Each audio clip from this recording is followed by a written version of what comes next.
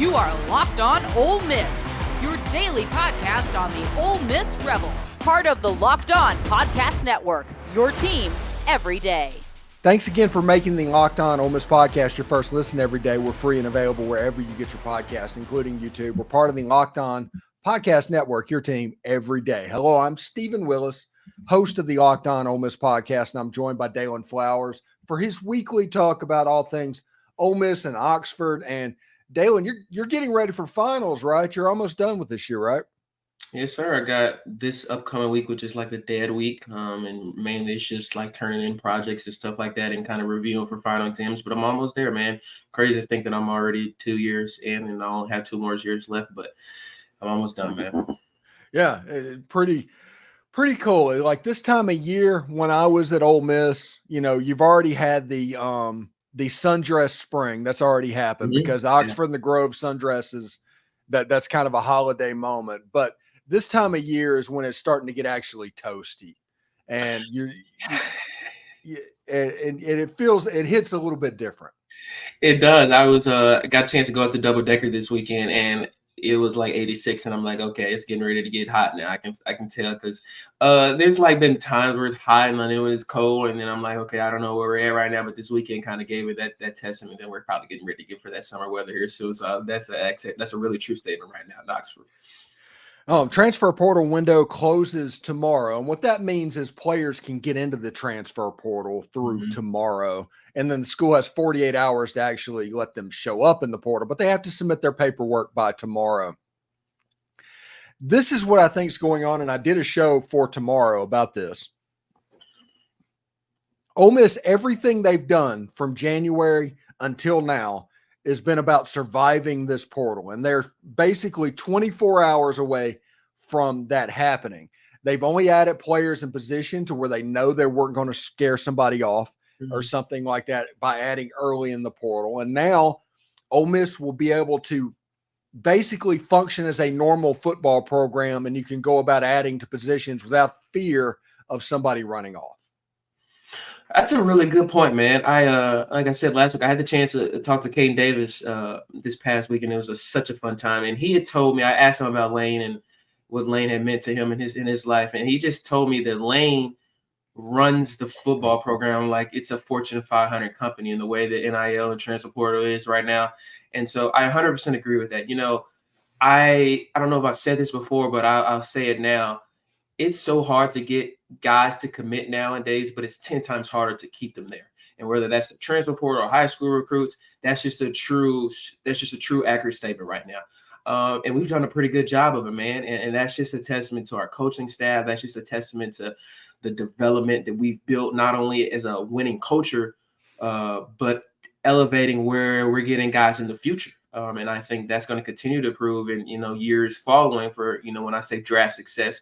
But we've just done a really good job in all aspects. I think a lot of times that, we look in the outside world of football, coaches aren't just coaches. They're recruiters. They're father figures for a lot of these players. They have to build relationships, not only to better their players as players on the field, but develop and better them as men in the classroom and in general. And so I think our coaching staff has done a really good job. And I think that's just a testament to Lane Kiffin, not only scouting out who he wants to play for his football team, but who he decides to coach and help lead his team out on the field every weekend. And he's done a fantastic job with it, man. It's not been easy by any means, and especially just all the things that we've had to go through in the last year has been really hectic in a lot of different areas. But it's just really satisfying to see where we at, stay where we at. And just like another thing, when most teams, I won't say all teams, but a lot of teams, they lose a player caliber of Quinshon Judkins. And I think a few of our fans kind of were reluctant to that, kind of just lose their minds and maybe not know how to push forward with that. And that's not what we did. We took a deep breath. We understood the assignment, and we handled it really, really well. And I'm just really proud of that because I have a lot of trust in this coaching staff, and that not only builds to the recruiting process, but it will now continue to go into the football season. So I'm just really happy where we are right now. Yeah, the one place that Ole Miss could get a head start on going in through this spring portal where they didn't have to worry about scaring off players was the running back position. And Ole Miss added Ja'Cory Krosky-Merritt. And when he first got brought in, he was the only running back that Ole Miss had taken. I was like, okay, Ole Miss found their Henry Parrish type running back. Mm-hmm. But then you look at him, Ja'Cory Krosky-Merritt, he's 6 foot, he's 205, 210 pounds. Is he more of a Snoop Connor than a Henry Parrish? That's not a bad comparison at all. I love that, honestly, because I think Ja'Cory is a really elusive guy and likes to play really well on the outside skirts. And when I say that, of tossing it off to the left, tossing off to the right, and getting more of an open field game. And I think maybe a Henry Parrish or maybe even Ulysses Bentley, they love to get in the open field, but they play a lot of their game within those gaps and inside the line of scrimmage. And then when they take off from there, then it's a home run for them. But I think Ja'Cory is just a really unique guy because he brings a different element, and that makes it really hard for defenses to stop our offense. And I think that's important as well because Charlie Wise is a relatively young guy, and he's continued to grow every single year that I've seen him here at Oxford, and especially since his time at FAU with Coach Kiffin as well. And I think he's finally getting the full control and grasp of what it takes to not only compete, but to successfully win a game and successfully complete a season in the SEC now. And I think, before this upcoming spring portal, we had different check marks that we needed to cross off our checklist. And I think we got that done, but I knew that the team had a few more things that we really wanted to do well. And I thought we did a really good job with that this offseason, with the departure of Nick Saban and even Kalen DeBoer leaving Washington to go to Alabama. I thought we did really good at poaching players from different schools that maybe coaches were leaving or coaches were retiring, and accustom them to our team. And maybe it's not a home run player, but it gives us depth. It gives us the versatility to do different things on either side of the ball. And that's what a lot of this sport is. If you can have depth, if you can have really good guys in a lot of different positions, then it makes it difficult for opposing teams to adjust, to watch film, to make in-game adjustments against your team. And I think we did a really good job with that. I think there's so much development that our team can go with. I know we're right now kind of in that dead period, going in that dead period now. And I think it was a good springtime as well. I know we're kind of paddling with a lot of injuries. So it was a good time to also just kind of give a little bit of ease to our players right now as well. So we've done a lot of progression, and I only think it will continue to progress in the near future. Thanks again for making the Locked On Ole Miss podcast your first listen every day. When we come back, I'm going to ask Daylan his top 5 SEC coaches. Is your coach on the list? Where does Lane Kiffin sit on the list? We will find out what Daylan thinks when we come back. But right now, guys, I need all of you to listen up to this huge announcement. I've been tracking the leaderboards every day, keeping an eye on the scores, putting all of my heart into it, and I'm super pumped to announce I'm finally on top. That's right. Obviously, I'm talking about the hit mobile game, Monopoly Go.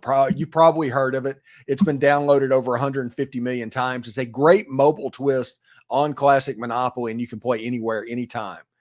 You can explore hundreds of Monopoly boards from Las Vegas to Camelot to the freaking moon while raking in huge fortunes. Charge rents on iconic properties just like Monopoly, or go after your friends' Monopoly money by pulling bank heists and taking wrecking balls to their landmarks.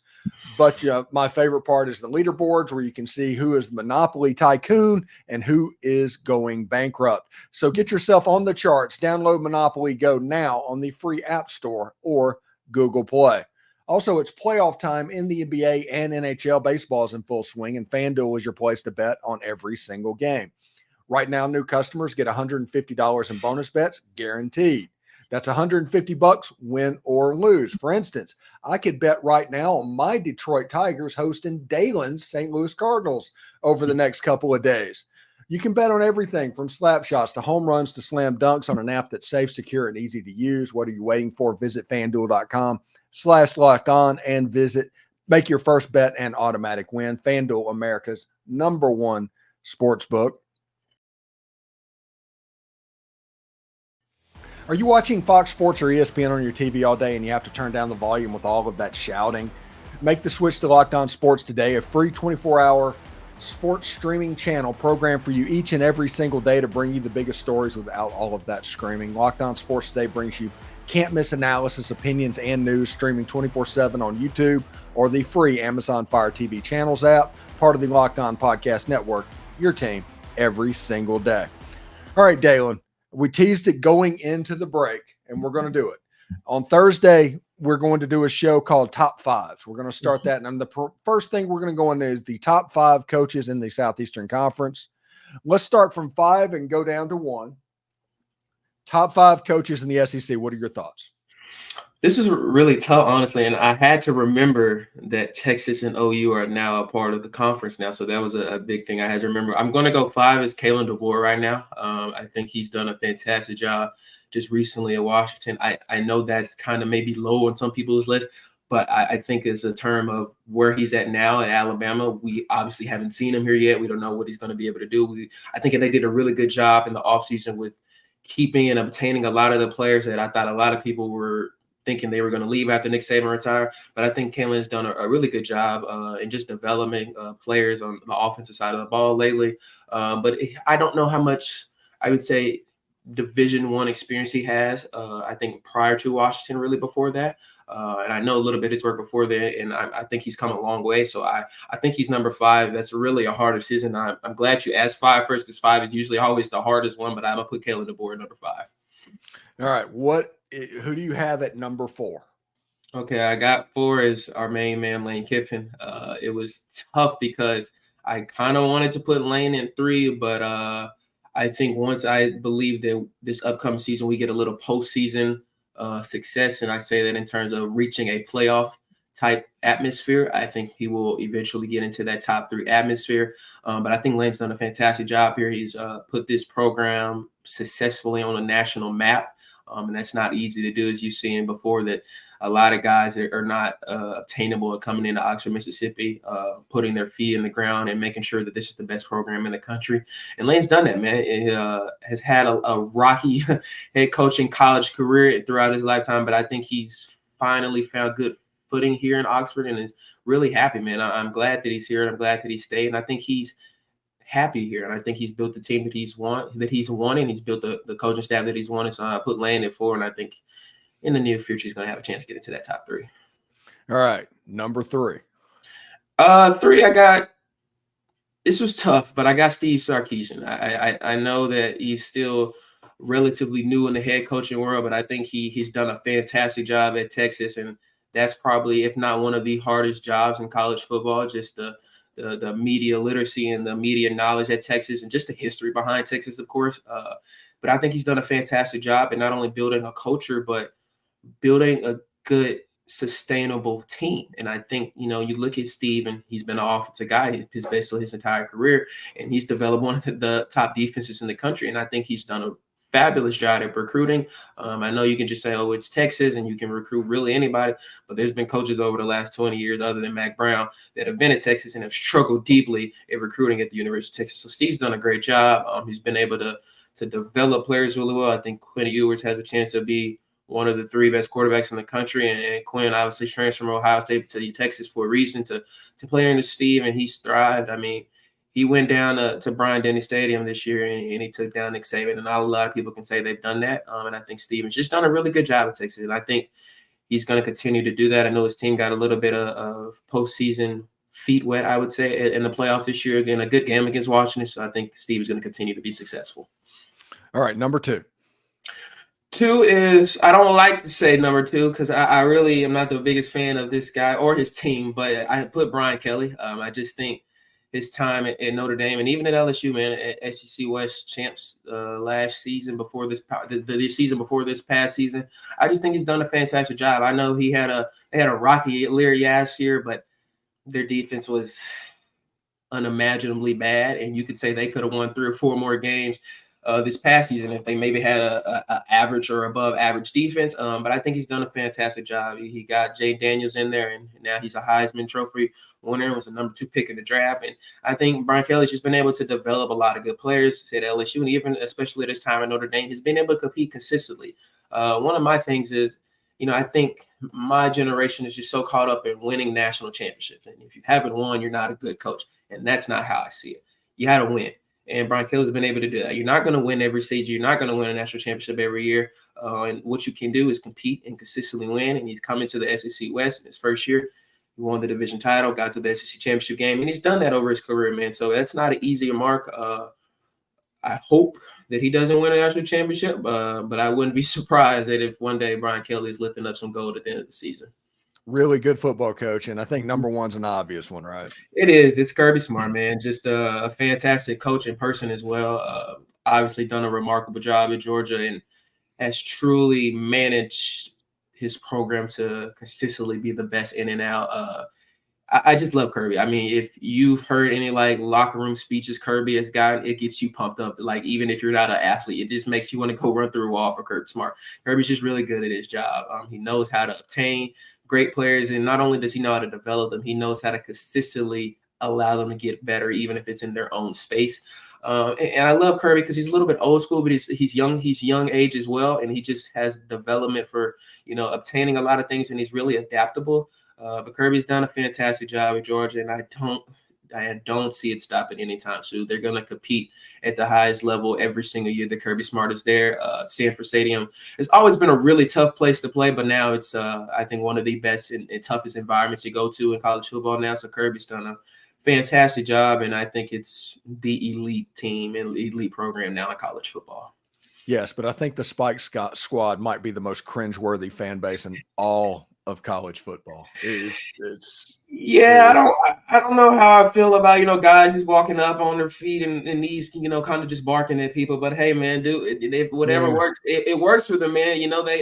They're almost unstoppable at home, so it works for them, man. But that's not something I'm personally going to do. But it's a testament to where Kirby has brought that program, man. I remember growing up, Mark Rich had that program going, and it kind of shuffled a little bit after he was gone, and Kirby came in his first year. Struggled a little bit at the end of the season, but they still ranked him and got in the bowl again. After that, they just taken off. So Kirby's done a fantastic job there. All right. So that was Daylan's top 5 SEC coaches. Mine, tune in for mine Thursday night. That'll be the Thursday night show. Mm-hmm. We're going to ask John Macon Gillespie. We're going to ask Derek Vandegrift. We're going to ask Tom Vanderford. Heck, we might ask Brian Smith. So this is going to be top 5 SEC coach week, and we're going to do top 5s throughout the off season until we get into July as well. So thanks again for making Locked On your first listen every single day. We're free and available wherever you get your podcast, including YouTube. We're part of the Locked On Podcast Network, your team every day. Locked On Ole Miss. It is kind of Ole Miss's morning show right now, and we do appreciate everybody tuning in for that. So we'll see you next time. Daylan, take care. Thank you very much for coming on, and good luck in finals, bud. Appreciate it, man. Thank you guys for having me as always.